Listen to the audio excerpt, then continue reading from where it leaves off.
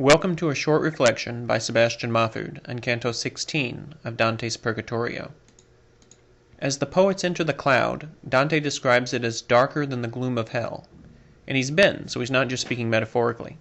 With a sting that forces his eyes shut, so that he has to grasp Virgil's shoulder with his hand. Note the corporeality here. With some of the dead, like Virgil, he's able to physically touch them. And with others, like Casella, he passes through them as through air. The significance of the souls having to rely on each other here will be more pronounced as Dante moves up the mountain. For that kind of reliance on others is one of the antidotes to the vice that has caused these souls to flounder on this ledge. The danger, of course, is that those souls that seek no communion with one another might very well fall off the ledge if they try to make it on their own. Soon, though, they come upon Marco Lombardo, with whom Dante resumes the tale that he comes by way of hell. Marco introduces himself too, and asks Dante for a prayer following his ascent. After vowing to make the prayer, Dante realizes that a doubt has formed within him. If a good God formed the earth, how then can it be bare of every trace of his goodness? It is the question of theodicy, and it's one of the central themes of the comedy, as Archibald McAllister notes in his introduction to the canticle.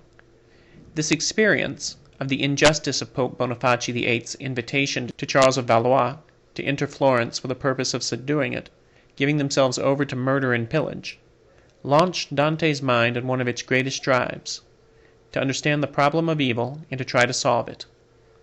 Marco, who understands the intent of the question, explains that if the heavens controlled men's actions, there would be no free will, a point Beatrice will explain further when we reach Heaven's sphere of the moon, in her discourse about the relationship between the absolute will and the conditional will.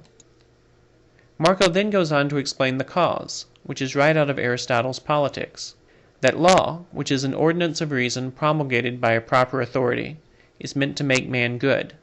In a society where the law is bent to the partial good of vested interest, though, it cannot make man good. Rather, it encourages him in his vice. It is here that Dante draws the theme for another one of his works, entitled De Monarchia, which was banned by the Church for its insistence that the secular authority and the church authority should be completely separate from one another. Boniface VIII's move into political leadership has destroyed his ability to be a spiritual leader interested only in the salvation of souls. He has, in short, prostituted the church, something that St. Peter himself will also declaim when we reach heaven, and something Nicholas III has already explained back in the 8th circle of hell. Unable to travel further with the poets, Marco turns back. The angel of meekness is just outside the smoke, and Marco's not yet far enough along in his purification to show himself to him. With that, the canto ends, and we're left wondering, as Daniel Schmitz has observed in the discussion board, about the placement of a discourse on free will here in the 50th canto of Dante's scheme, exactly halfway to the God of the cosmos Dante has created. If we were to approach this in terms of the encyclical Veritatis Splendor, we might refer to section 41, where John Paul II writes about participated theonomy, or man's free obedience to God's law, which effectively implies that human reason and human will participate in God's wisdom and providence.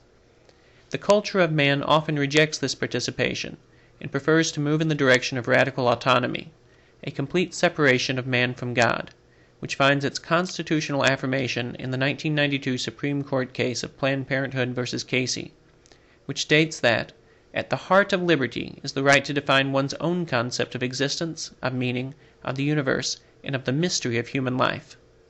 How far we've come in the abuse of our reason is something to inspire true wonder.